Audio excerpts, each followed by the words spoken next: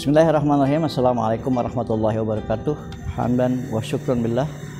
Wassalatu wassalamu ala rasulillah amma ba'du. Mitra muslim, jumpa kembali dalam kuliah bersama Edi Hamdi dalam episode khusus bulan Ramadan, yaitu mengupas hadis-hadis Baitul Maqdis, yaitu hadis tentang Masjid Al-Aqsa yang kami sajikan khusus di bulan suci Ramadan ini. Mudah-mudahan bisa berkelanjutan setelah bulan suci Ramadan, karena berbicara tentang Baitul Maqdis atau Palestina atau Syam secara umum cukup panjang, silih berganti sejak tentunya zaman Nabi Ibrahim alaihissalam, Nabi Musa, kemudian Yusha, kemudian Sulaiman, kemudian Nabi Daud, Sulaiman, Zakaria, Isa, dan seterusnya. Pada kali ini kita akan masuki pada hadis yang kedua. Hadis yang kedua tentang pendirian Masjid Al-Aqsa. Hadis ini diriwayatkan an Abi Dzarrin radhiyallahu an, qultu ya Rasulullah, ayu masjidin wudi'a fil ardi awalan? Qal al Masjidil Haram.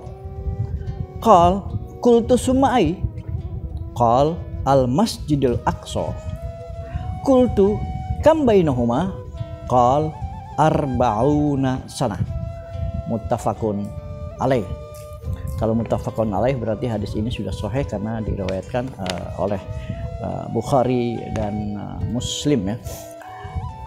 An Abi Dzar, dari Abi Dzar ini Al-Ghifari, ya. Abi Dzar Al-Ghifari bertanya kepada Rasulullah SAW tentang masjid yang pertama kali dibangun atau didirikan oleh Allah Subhanahu wa taala di dalam muka dunia ini adalah apa? Dijawab oleh Rasulullah, yang pertama dibangun adalah Masjid Al-Aqsa, Masjidil Haram. Kemudian sumai kult qal Masjidil Aqsa. Jadi setelah Masjidil Haram baru Masjidil Aqsa. Kemudian masa di antara keduanya berapa tahun ya Rasulullah? Abu Dzar bertanya. Kemudian dijawab bahwa dibangunnya antara Masjid Haram dengan Masjid Aqsa dibangun masanya kurang lebih perbandingannya dalam 40 tahun. Baik mitra muslim, sebelum kita menggali tentang hadis ini, kita lihat hadis ini periwayatannya dari Abi Dzar. Abi Dzar ini sahabat Rasul, namanya Abi Dzar Al-Ghifari, ya. Abi Dzar Al-Ghifari dia merupakan sahabat Rasul yang juga ikut Sayyidina Umar ketika Umar membuka Baitul Maqdis, ya, Abu Dzar. Kemudian Abu Dzar ini merupakan mufti atau qadi, ya, qadi atau mufti di zaman Khulafa Rasyidin, zaman Abu Bakar, Umar, Utsman, jadi hidup pada zaman itu. Bahkan Abi Dzar Al-Ghifari itu pernah tinggal di Syam.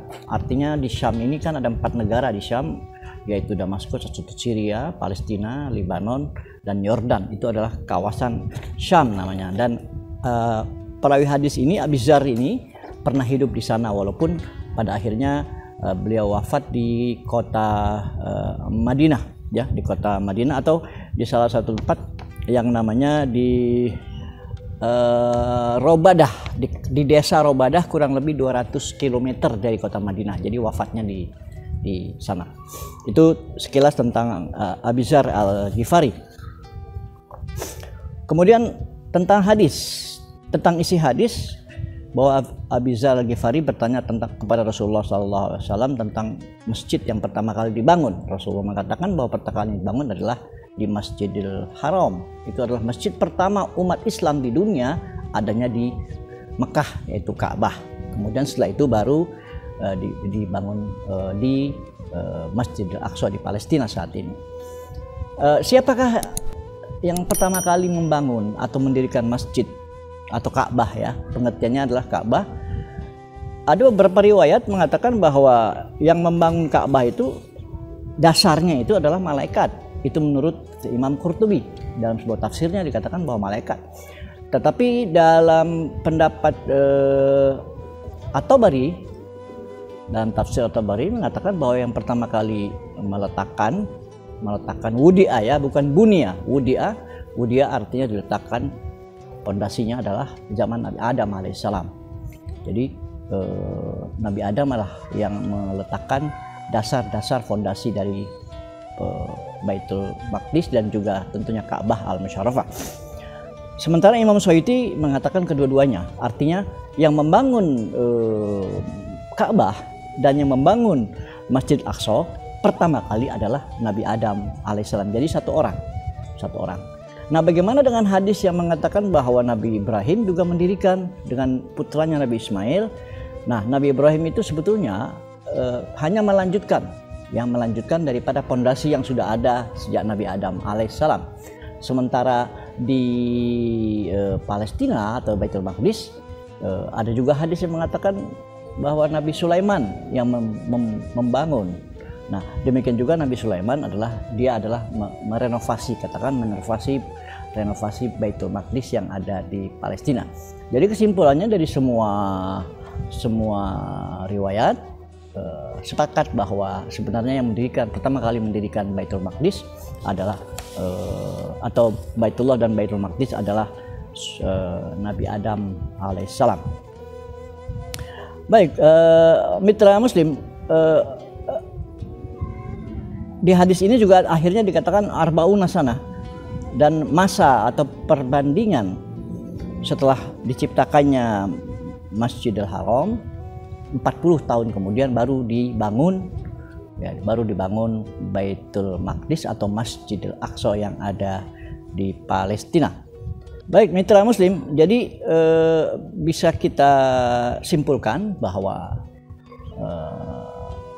Baitul Maqdis adalah bumi yang kedua yang dibangun atau masjid kedua di dunia yang dibangun setelah Masjidil Haram.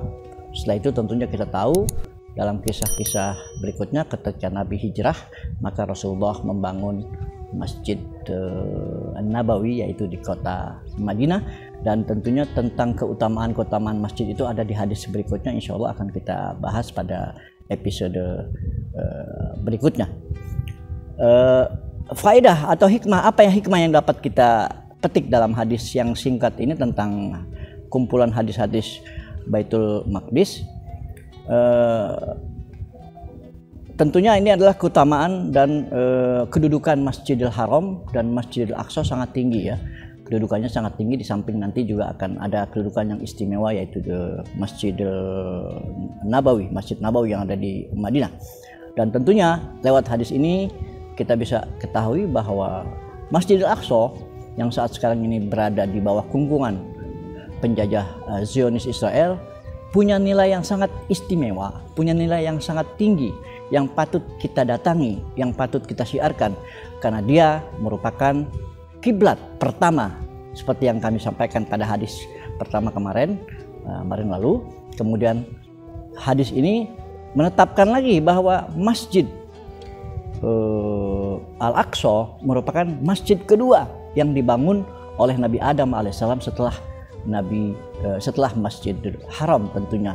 Jadi masjid kedua di dunia umat Islam, umat Islam ke dunia yang kedua adalah Masjidil Aqsa. Artinya adalah isyarat kalau memang Masjidil Aqsa ini merupakan punya nilai yang sangat amat tinggi nilainya.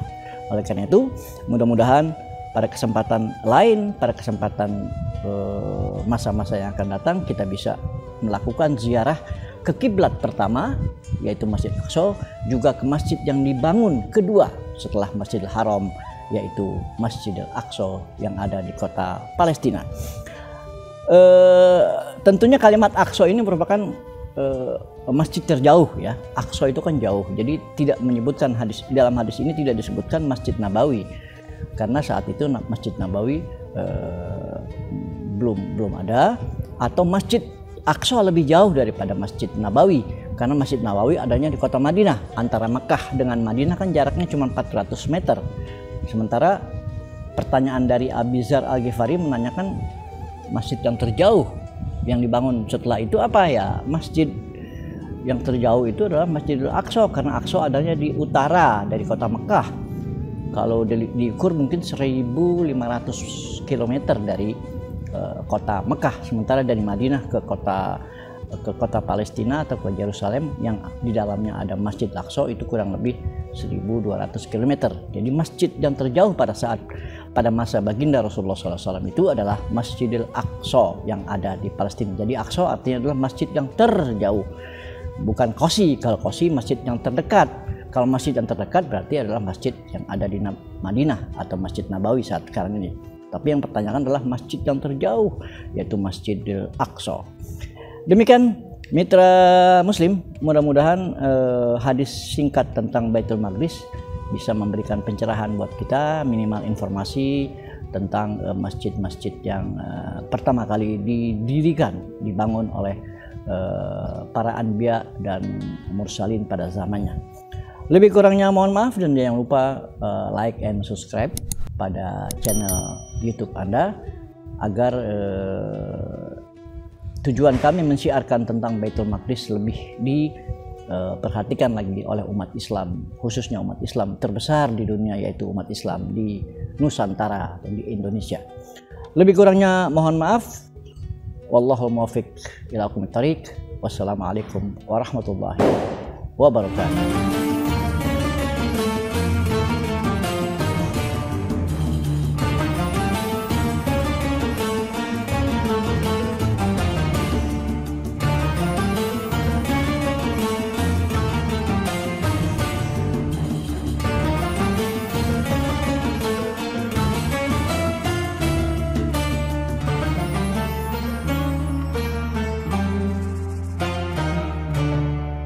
Assalamualaikum warahmatullahi wabarakatuh. Buat teman-teman yang pengen tahu soal sejarah Islam, bagaimana sejarah Nabi, latar belakang Nabi, silakan pantengin YouTube-nya Cahyani TV. Situ teman-teman akan mendapatkan informasi tentang sejarah Islam dan nabi-nabi dari Ustadz Edi Hamdi. Jangan lupa nonton ya.